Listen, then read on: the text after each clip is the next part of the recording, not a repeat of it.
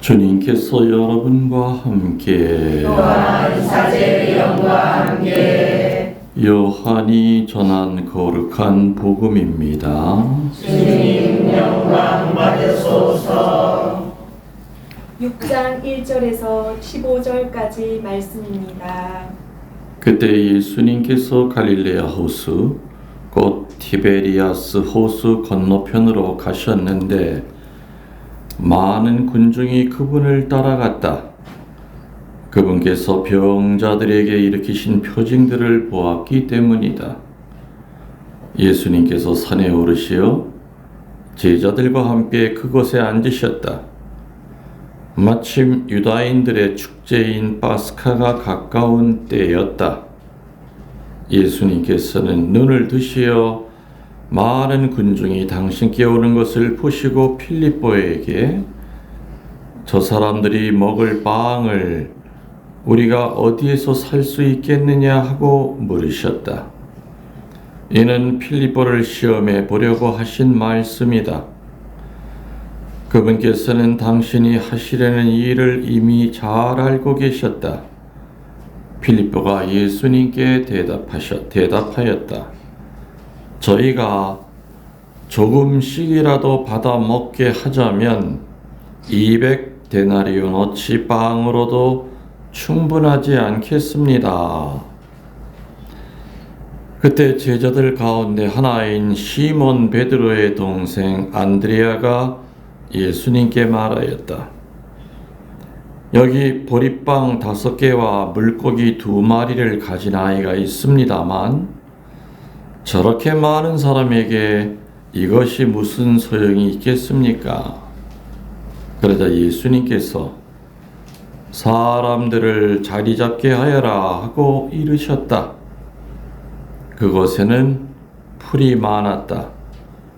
그래야 사람들이 자리를 잡았는데 장정만도 그 수가 5,000명쯤 되었다.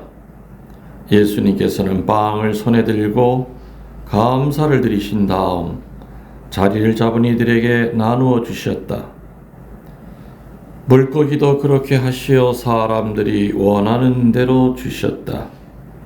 그들이 배불리 먹은 다음에 예수님께서는 제자들에게 버려지는 것이 없도록 남은 조각을 모아라 하고 말씀하셨다.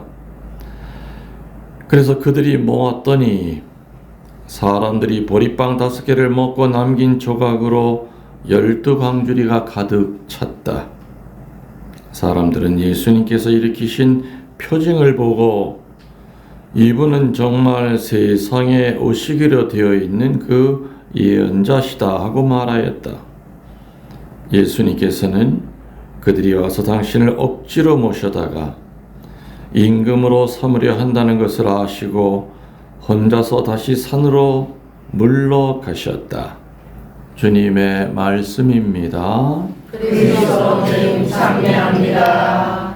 블라셔 마스터 프렌 살짝만 내려보세요.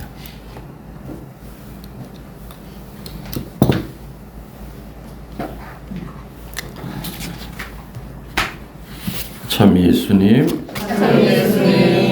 주님의 이름으로 평화를 빕니다. 아멘. 사람들은 반드시 치유를 받아야만 살아가는 존재입니다. 맞습니까? 네. 그래서 그 치유를 받을 때 어떤 대상으로 받느냐 다양하게 받죠.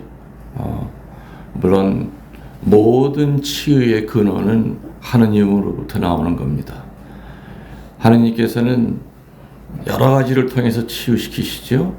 때로는 아름다운 자연을 통해서도 치유시키실 때도 있고 또 좋은 책을 통해서 치유시키실 때가 있고 때로는 사제의 강론을 통해서도 또 치유시키실 때가 있고 때로는 또 안수를 통해서 치유시키실 때가 있고 아무튼 하나님께서는 우리를 치유시키려고 정말 무던히 애를 쓰십니다.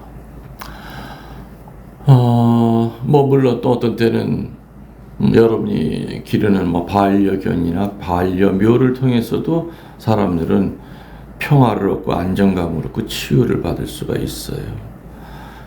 여러분 혹시 반려견한테 상처받으신 적이 있으세요? 반려묘한테 상처받 있으세요? 없죠? 오히려 사람이 상처 주겠죠. 그죠?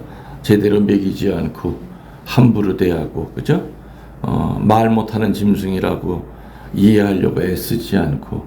그래서 같이 기르는 반려견, 반려묘도 되게 상처들이 많대요. 요 앞에 이제 얼마 전에 7월 20일 날 세상을 떠난 내가 20년 길렀던 루비가 이제 묘가 어저께 다 루비 집이 완성이 됐습니다. 그래서 혹시 보셨습니까? 들어오다가 근데 저도 이제 사실은 뭐 반려묘만이 아니라 반려견도 수십 마리 길렀죠. 오죽하면 교부에서 내가 별명이 개신부였어요. 그랬더니 개에 대한 모든 건 나한테 다 질문을 했어요. 어떤 개가 좋으느냐, 또 하다못해 어디가 아플 때는 어떻게 해야 되느냐는 것도 내가 다 이렇게 모든 신부님들이 한테 전화 걸 정도로. 그리고 정말 유명한 개들도 많이 가지고 있었어요. 전국대회 나가서 금상 받는 이런 개들 있죠. 베티에서 내가 마지막에 땅에 묻었던 아이가 좀 그림 같은 아이죠. 콜리라고 그래서 양치는 개였는데, 그 아이는 옛날에 걔 1년 정도 됐을 때 텔레비전에도 드라마에도 출연했었어요. 베토벤 바이러스라고 하는 김영민이가 나오는, 거기 김영민이 개로 나왔었죠. 그 정도라도 유명한 개들을 많이 길렀었습니다.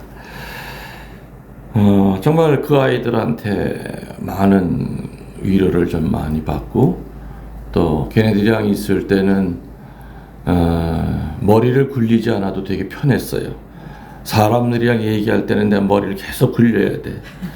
이 사람을 어떻게 도와줘야 될까? 나한테 원하는 게 뭘까? 지금 왜 나를 찾아왔을까서부터, 그죠?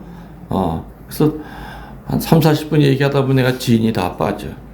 근데 오히려 내가 기르는 아이들이랑 그냥 편안하게, 큰 개들도 많이 길렀고, 작은 개들도 많이 길렀는데, 마지막으로 베티에서 이제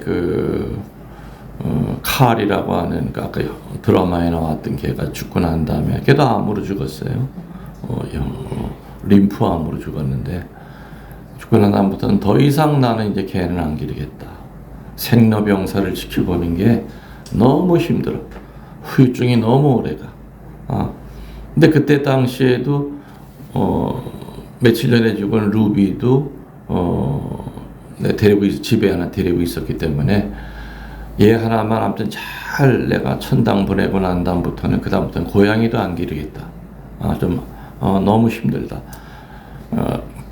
개나 고양이가 싫어서가 아니라 헤어지는 게 힘든 거지.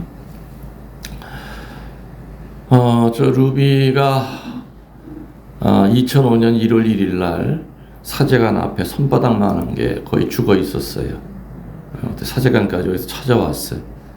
딱 손바닥만 했는데, 그래서 걔를 이제 간신히 살려서 이렇게 키웠죠. 근데 걔를 보면서 하느님이 이 아이는 나한테 특별히 보낸 아이다. 나를 치유시키기 위해서. 그런 생각이 들었던 이유가, 제가 7살 때 고양이를 죽였어요. 내가 스스로, 나 때문에 죽인 거예요. 옛날에 엄마한테 많이 맞았죠. 회초리 말 안 들으면. 근데 나는 고집이 세가지고 잘못했다는 얘기를 내가 안 해요. 엄마한테. 그러니까 엄마가 뚜껑이 열려가지고 빗자루로 이렇게 종아리를 친내린 걸 내가 나 쫓아다니던 고양이를 잡아가지고 막은 거야. 나 대신에 고양이가 배에 맞아서 그냥 쫙 뻗어버리고 막 그 자리에 직사했어요. 우리 어머니도 살기가 낀 거지. 예? 나 대신 맞은 거예요. 아마 내가 맞아서 뼈가 부러졌을 것 같아. 예. 그래서 그 아이를 땅에다 묻고 한 2달 동안을 찾아갔던 것 같아요. 그 산으로. 그 다음부터는 고양이가 무서웠어요. 커서도 무서운 거예요. 고양이가 좋으면서도 길고양이든 뭐든 뭐가 생각이 나겠어요? 그 7살 때 그 상처가 나 때문에 죽었다는 게. 근데 놀랍게도 루비가 그 죽은 애랑 똑같이 생겼어. 걔 죽은 애도 에메랄드 눈빛이었어요. 그리고 등이 저렇게 고등어 색깔로 저런 색깔이었어. 얘가 클수록 점점 나 7살이기 때문에 또렷이 기억을 해요. 그 아이가 2살 때 죽었는데, 예. 그 죽은 애랑 똑같은 거야. 정말 얘가 부활해서 나를 치유시키려고 왔구나. 아니면은 사실 루비가 없었으면은, 루비를 안 만났었으면은 아마 내가 숨이 끊어질 때까지 그 상처, 나 때문에 한 짐승이 죽었다고 하는 그 상처를 아마 끌어안고 살았을 거예요. 그래서 쟤는 좀 특별한 애예요. 그 어릴 때 그 상처를 치유시켰기 때문에. 그래서 너무너무 이뻤죠. 저는 그 전에 걔가 나 때문에 죽기 전에는 어느 정도로 좋아했냐면은 개 고양이를 침대에서 이렇게 팔을 벌려서 이쪽에는 개가 팔을 비고 자고 이쪽에는 고양이가 팔을 비고 잤어요. 그 정도로. 우리 어머니가 나 이쁘다고 끌어안으면 아주 소스라치게 난 도망쳤어요. 그래서 옛날부터 어른들이 제가 나중에 도대체 뭐가 되려고 사람 살을 저렇게 싫어하냐고 그랬어요. 그때부터 이제 싹수가 있었던 거예요. 하여튼 우리 어머니가 자다가 내가 장남이고 이쁘잖아. 끌어안고 자려면 바로 일어나서 내가 도망을 쳤던 것 같아. 근데 개고양이는 그게 아니었거든. 어떤 때 내가 오줌을 쌌어. 화장실에 가고 싶어서 얘네들이 깰까봐. 그 정도로 좋아했었어요. 그리던 고양이가 나 때문에 죽었으니까 그 어린 마음에 사실 대못이 큰 게 박혀 있었어. 근데 저 루비가 눈빛도 그렇고 똑같은 거예요. 그래서 사실 그 짐승에 대한 내가 나 때문에 죽은 그 아이에 대한 상처는 그 루비 때문에 난 치유를 받은 거예요. 그래서 참 사람은 여러 가지 방법으로 반드시 치유를 받아야 돼요. 그래서 저는 너무 애틋하죠. 그리고 더군다나 5년, 10년 사는 것도 아니고 20년이에요. 진천본당, 강곡성당, 베티성지, 소운동성당 은퇴하고 3년. 그래도 저는 이제 올해는 넘길 줄 알았어, 사실은. 뭐, 걷는 것도 불편하고, 하지만 얼굴은 역시 그냥 똑같아. 동안이야. 지혜비를 닮아서. 그래도 아무튼,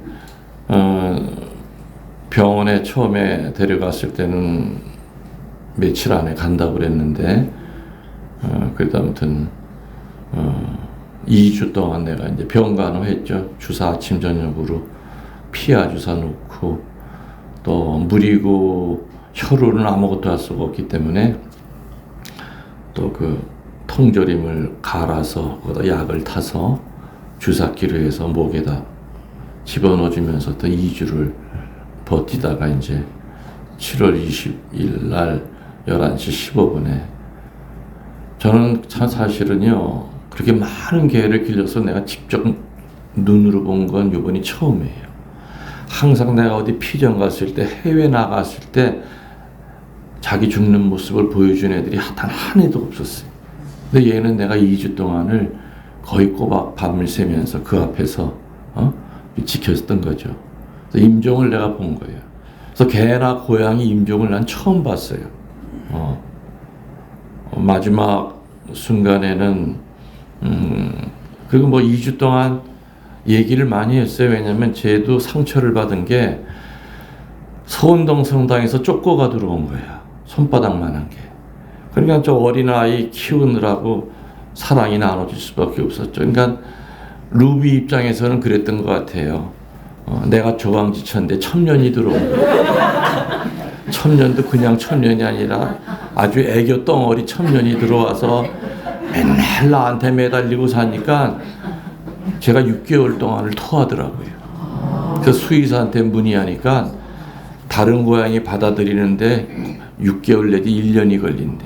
근데 쟤는 마지막까지도 안 받아줬어요. 쪼꼬를. 쪼꼬가 앞에 지나가면 그리고 쫓고는 애교를 피면서 어떻게 가까이 하려고 그래도 형님 하면서 가까이 하려고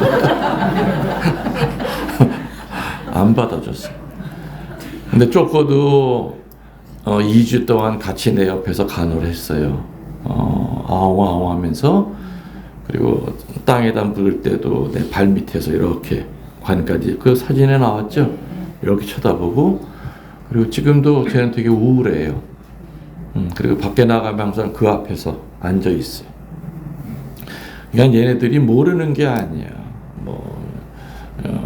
동물들한테는 각혼이 있다고 그러지만 각혼 이상이에요. 감각적인 것만이 아니라 사람이랑 내가 볼 땐 똑같아. 슬프고 또 기쁘고 우울할 때도 있고 화날 때도 있고 또 상처받을 때도 있고. 여러분들, 개나 고양이는 죽을 때 눈을 못 감아요. 고양이도 눈을 못 감고 그냥 눈을 뜬 채로 죽어요. 뜬 채로, 마지막으로. 그래서 아무튼 루비는 나한테 큰 치유를 시키네. 아마 쟤를 안 만났으면 지금도 나는 고양이는 근처에도 못 갈 거예요. 무서워서. 옛날에 그렇지 않습니까? 꼬마 때 강아지한테 물리면 어린 데서도 요만한 강아지 보면 도망가요. 무섭다고. 그게 굉장히 큰 상처거든. 그게. 그런 것들이. 여러분 가운데서도 뭐 반려묘나 반려견 기른 분들이 많이 계실 텐데 또 이미 헤어진 아픔을 겪은 분들도 많죠. 그리고 또 그게 되게 오래 가요. 후유증이 뭐 1년, 10년 갈 때도 있고. 그래서 내가 이제 카페 올리는 걸 보고 여러분들이 많이 공감하셨고, 또 어떤 분들은 신부님처럼 이렇게 보내줘야 되겠다. 적어도 이 정도는 우리가 할 수 있다.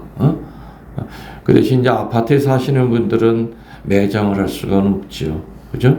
그러니까 주로 이제, 뭐라 그래? 화장해가지고 뭐 산에다가 이렇게 묻는 분도 있고, 어떤 분은 5년, 7년째 그냥 집에 데리고 있는 분들도 있어요. 어떤 분은 이제 또 좋은 데다 바다에다 뿌리는 분들도 있고, 다 그런 아픔이 있습니다. 그래서 아무튼, 거의 한 2주, 3주 동안은, 아직도 그래도 저에서 슬픔이 가신 건 아니죠. 이제 7월 20일이니까 오늘 며칠 됐어요. 8일 됐나, 9일 됐나. 그리고 이렇게 눈만, 이렇게 사실은 좀 안 보이는 쪽에다 묻으려고 하다가, 그거 너무 미안해. 그래서 이렇게 바로 바라 보이는데, 창문만 열면 바라 보이고, 밤에도 이렇게 빛이 이렇게 이쁘게 빙 태양광으로 해가지고 되게 이쁘게. 내 카페에 올렸죠. 그렇게 이쁘서 항상 늘 가까이 느낍니다.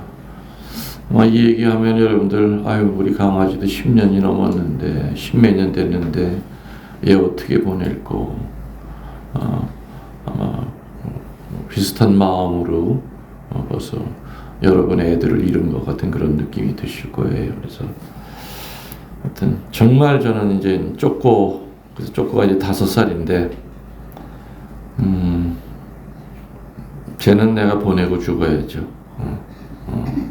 쟤는.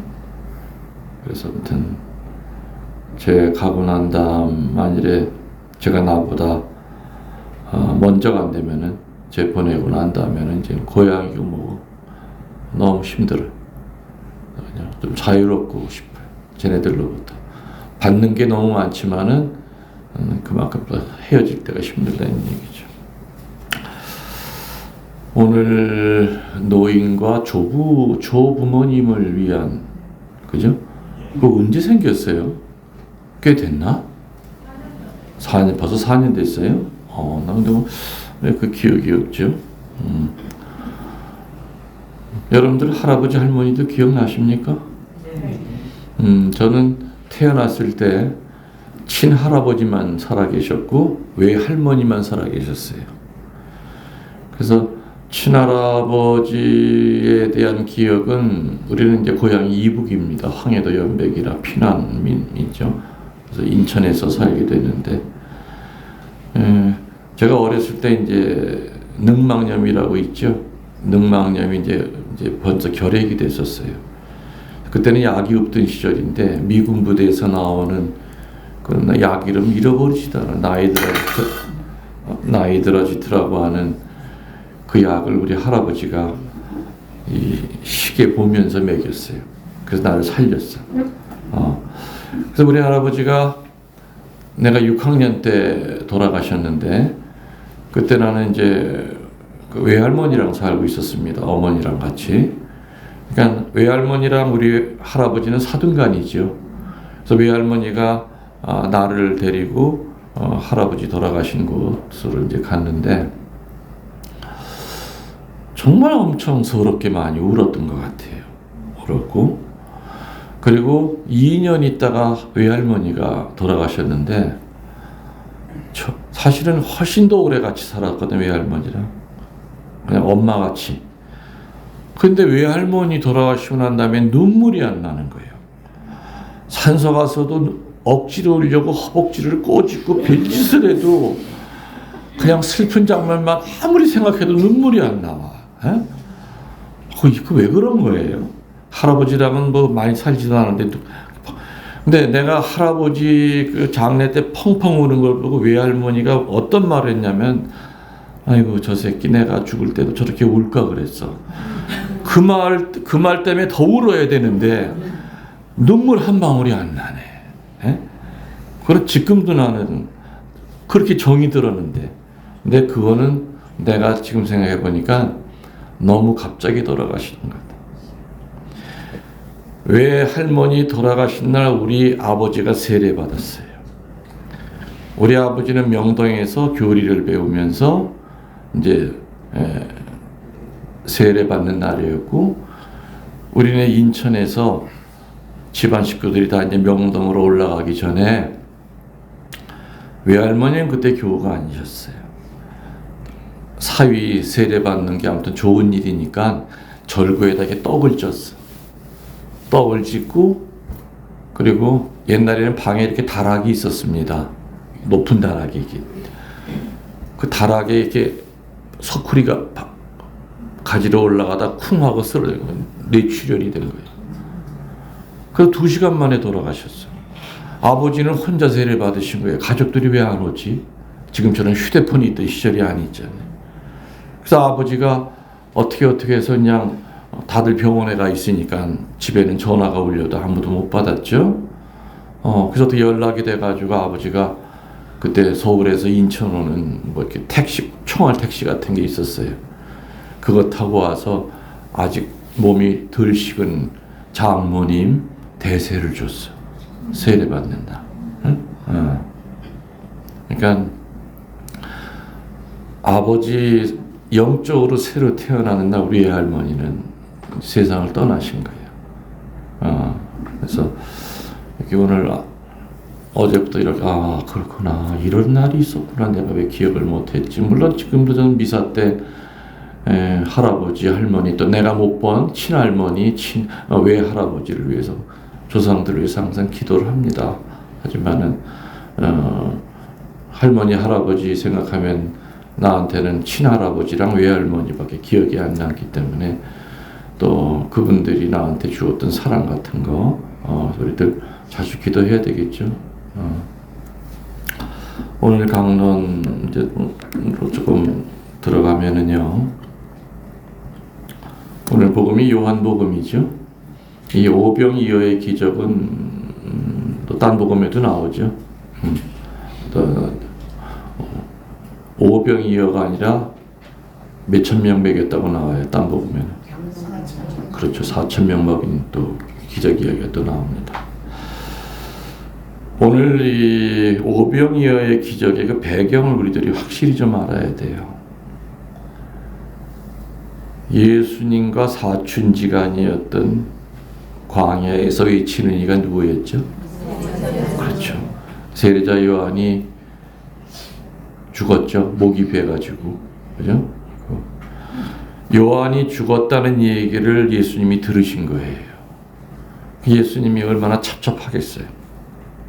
자기 사촌이 죽었고 또 요한과 예수님은 특별한 관계죠. 사실은 요한이 예수님이 안 나타났으면 요한은 메시아로 추앙받을 상황이었어요.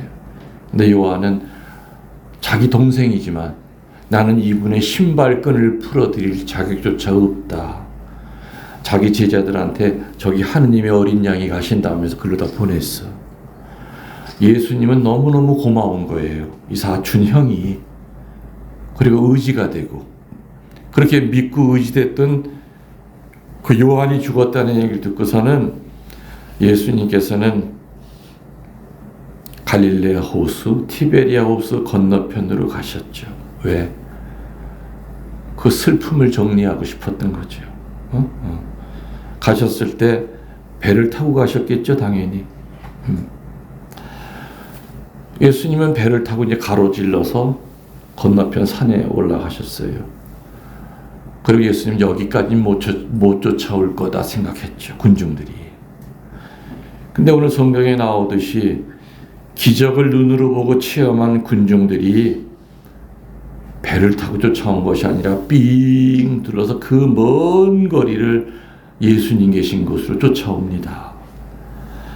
성경에 오늘 남자만 몇 명으로 나와요? 남자가 5,000명이니까 지금도 봐요. 여자가 많아요? 남자가 많아요? 당연히 여자가 많죠? 그때 그 시절엔 더 했을 거예요. 그러니까 남자가 5,000명이니까 곱하기 3만 해도 15,000명이에요.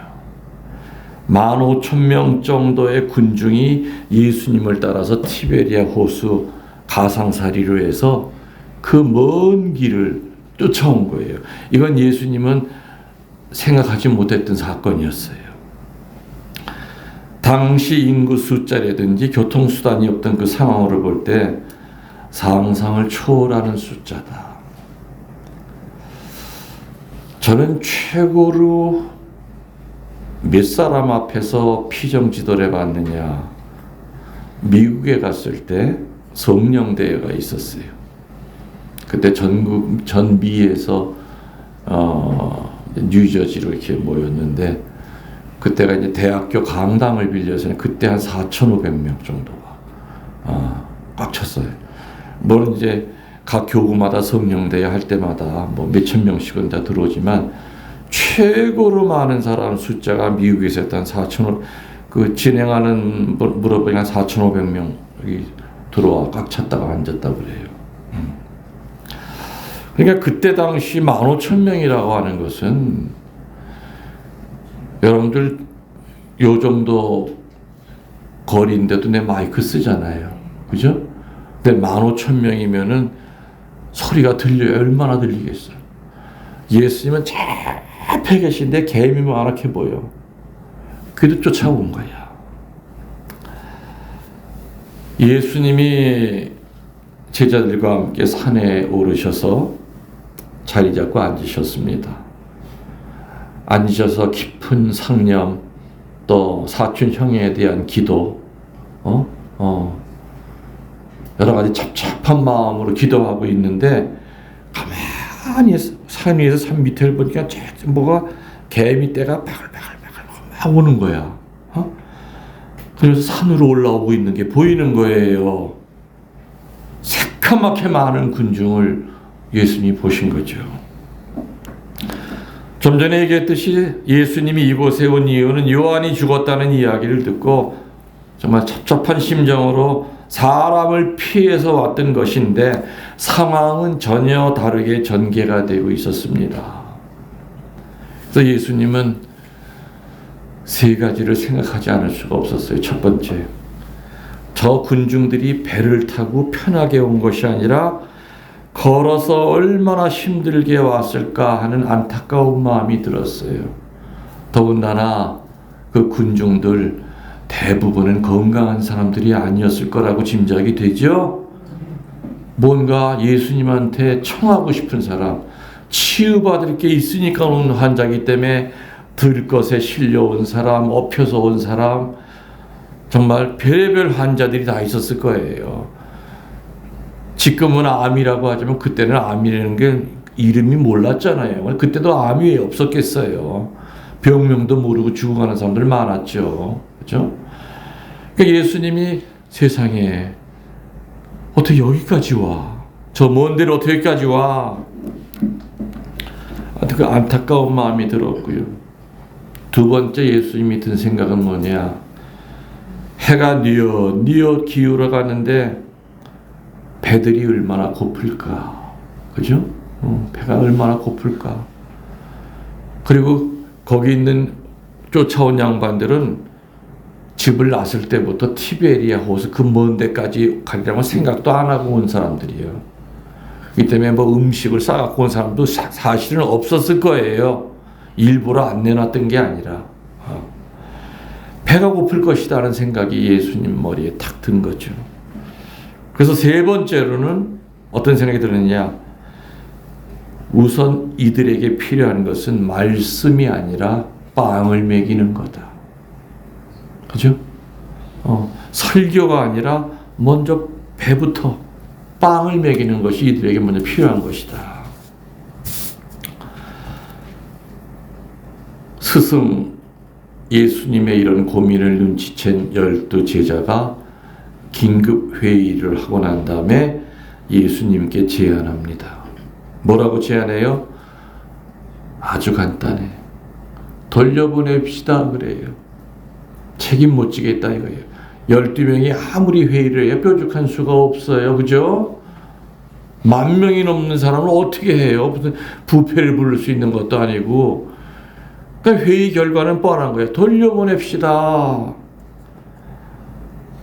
그래서 예수님이 그래 도저히 안 되겠다 그러실 줄 알았더니 뭐라 그래요? 엉뚱한 얘기를 하시죠. 이 지상의 현실을 무시하시면서 뭐라 그래요? 너희들이 뭐 좀 갖다 먹여라 그래요. 환장할 노릇이죠. 12 제자가 뭐가 있어요?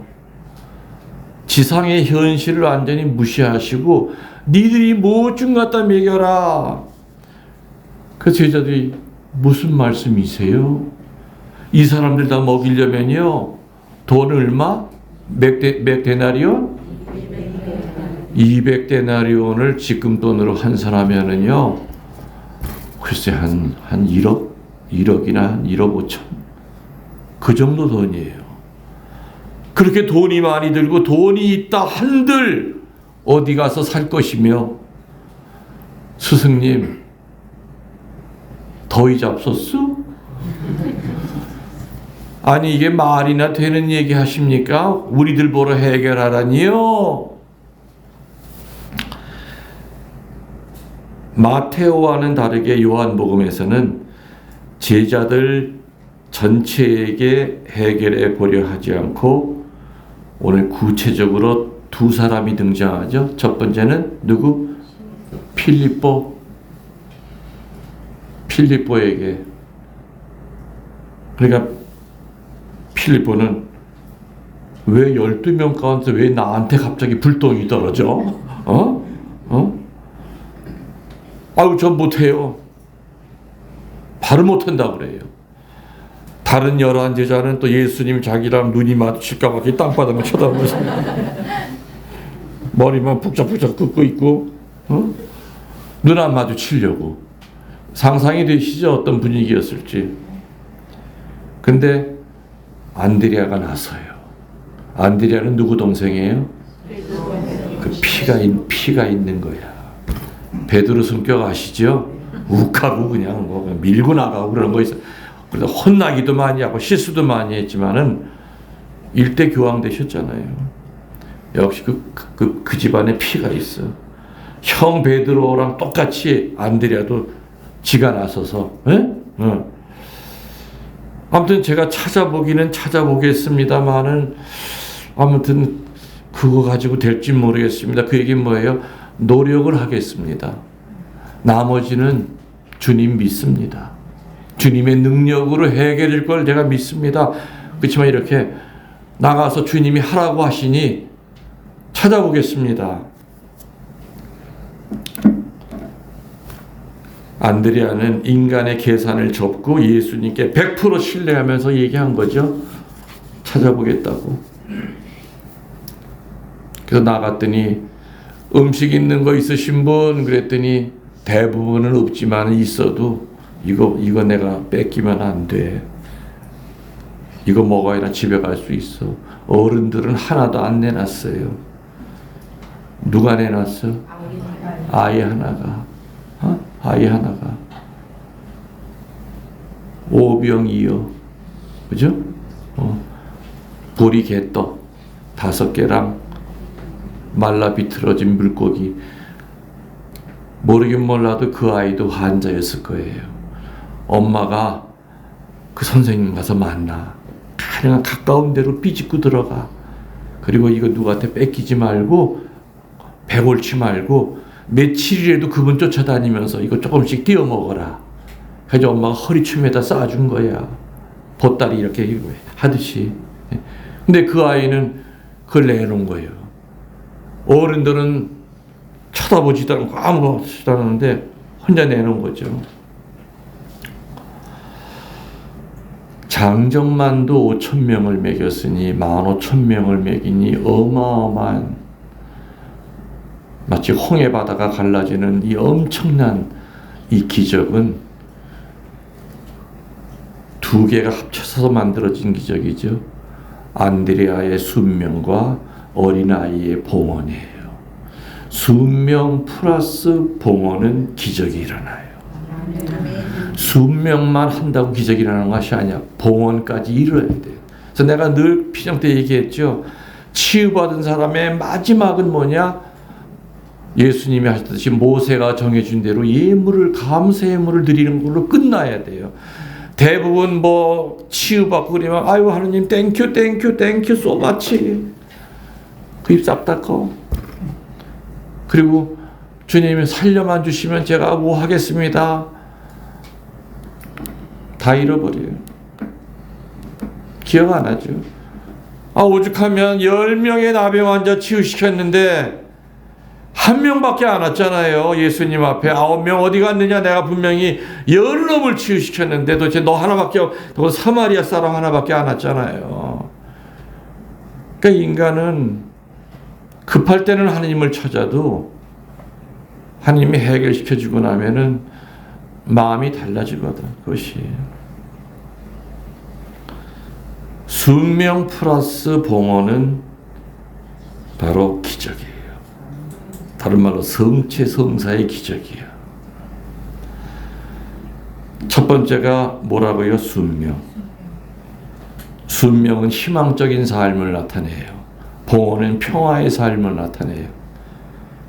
그래서 하느님께 순명을 잘하는 사람들은 대부분 희망론자들이에요. 긍정주의자들이에요. 세상을 어둡게 보려고 하지 않고 밝게 보려고 해야 돼요. 하느님께 순명하는 사람들은.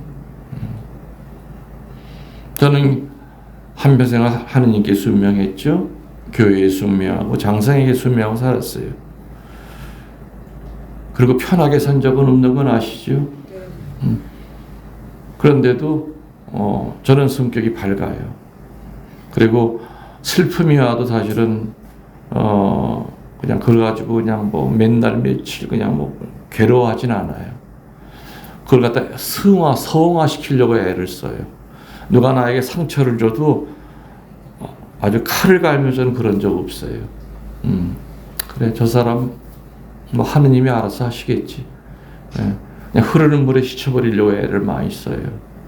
그래서 하느님에게 순명하는 자는 대부분 희망론자들이에요.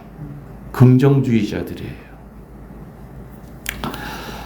사실 사람이 살지 않는 것이었기 때문에 물질을 살 수 없다는 것을 알면서도 예수님은 필리포를 떠보려고 하신 얘기야. 그죠?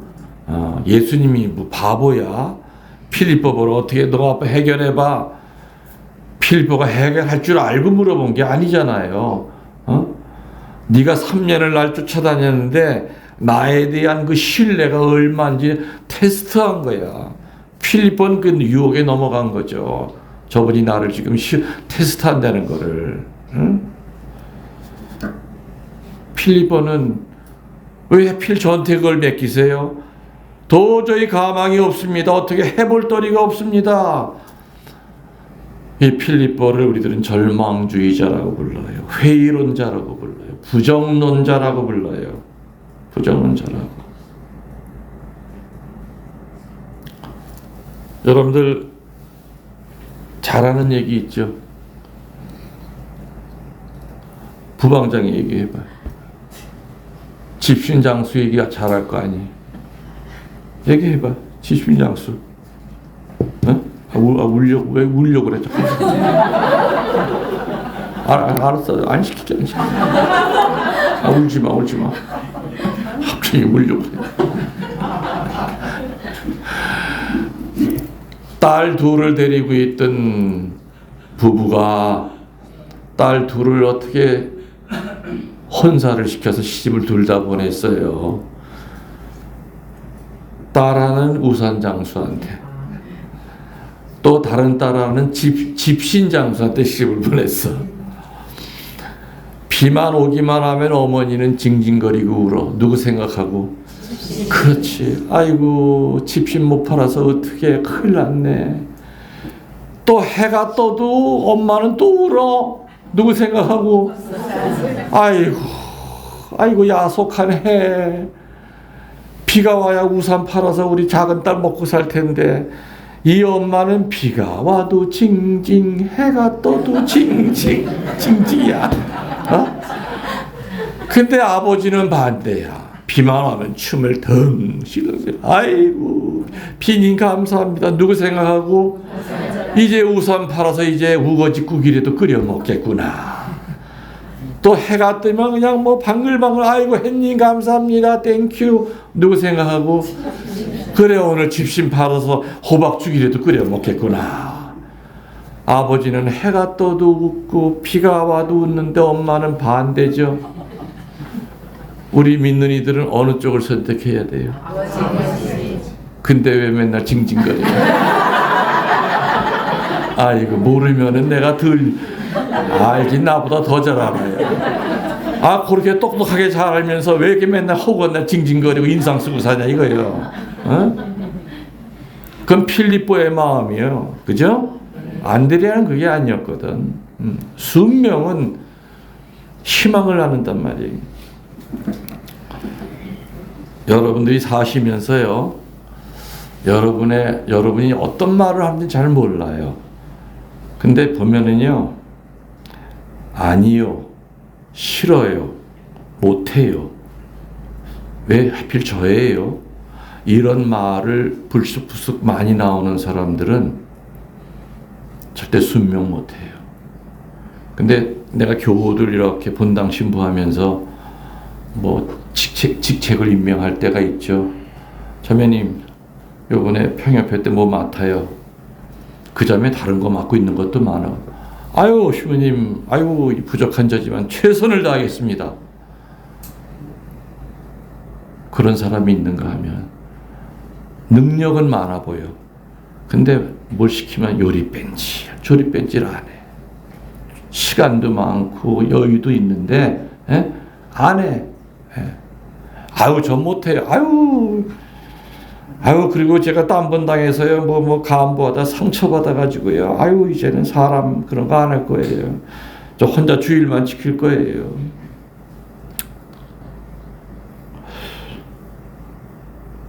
아니요, 싫어요, 못해요.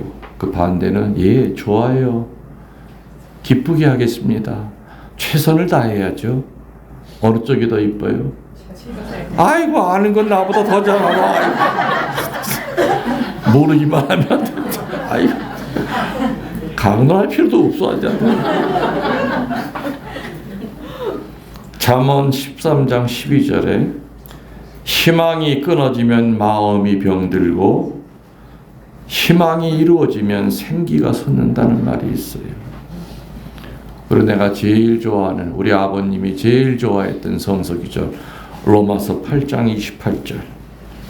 하느님을 사랑하는 사람들, 곧 하느님의 계획에 따라 부르심을 받은 사람들에게는 모든 일이 서로 상호작용하여 선한 결과를 이룬다는 것을 압니다.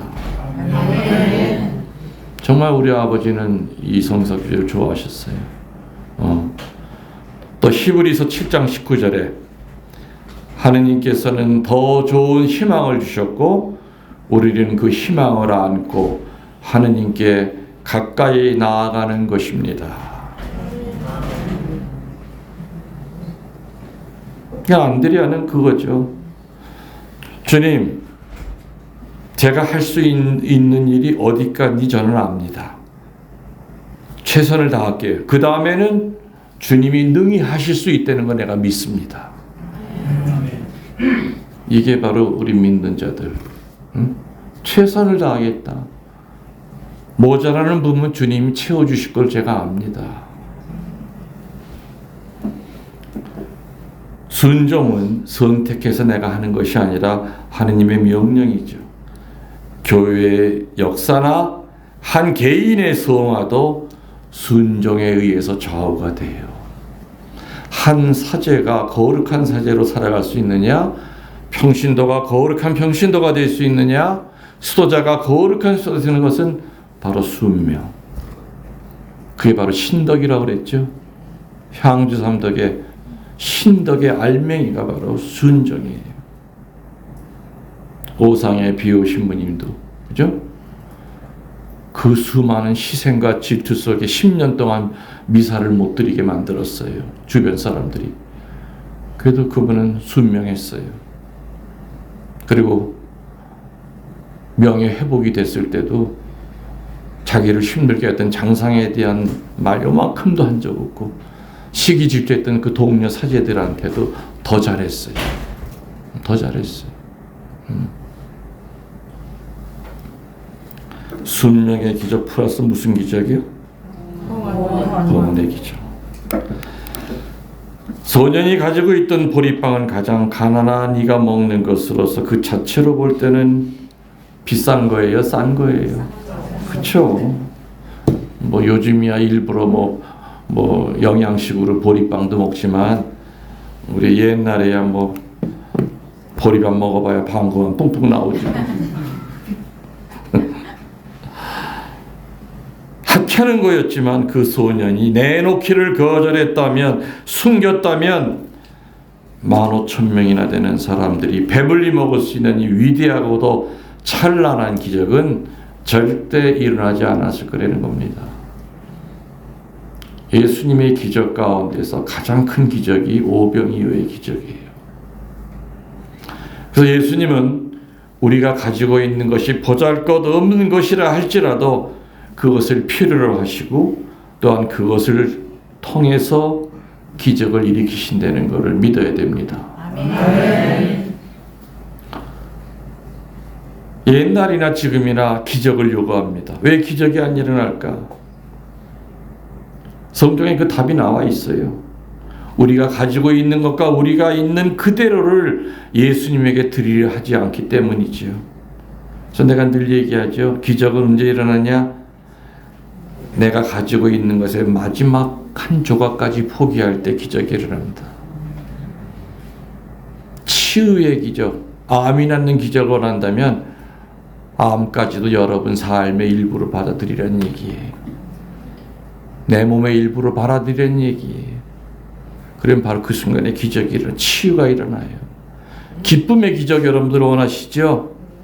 그럼 여러분이 가지고 있는 욕심의 마지막 한 조각까지 포기하세요. 여러분들이 기쁘지 않고 행복하지 않는 이유는 뭐냐? 아직 포기 못하고 있는 것이 있기 때문에 그래요. 대충 포기는 아니에요.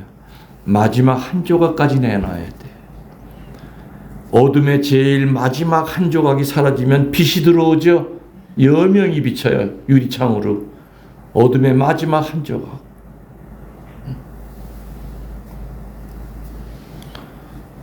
만일 우리가 있는 그대로를 예수 그리스도의 봉사의 제단, 순명의 제단에 바친다면 예수님께서는 우리를 통해서 무수한 기적을 행하실 것을 믿습니다. 아멘. 역대기 전서 29장 16절에 역대기 상서라고도 하죠.